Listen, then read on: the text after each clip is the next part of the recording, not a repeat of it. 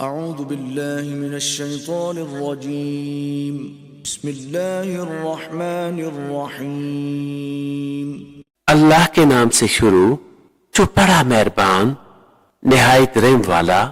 فمن يرد الله أن يهديه يشرح صدره للإسلام ومن يرد أن يضله يجعل صدره ضيقا حرجا كأنما يصعد في السماء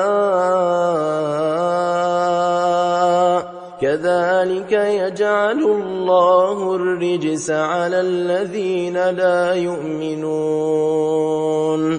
اور جسے اللہ راہ دکھانا چاہے اس کا سینہ اسلام کے لیے کھول دیتا ہے، اور جسے گمراہ کرنا چاہے اس کا سینہ تنگ خوب رکا ہوا کر دیتا ہے، گویا کسی کی زبردستی سے آسمان پر چڑھ رہا ہے۔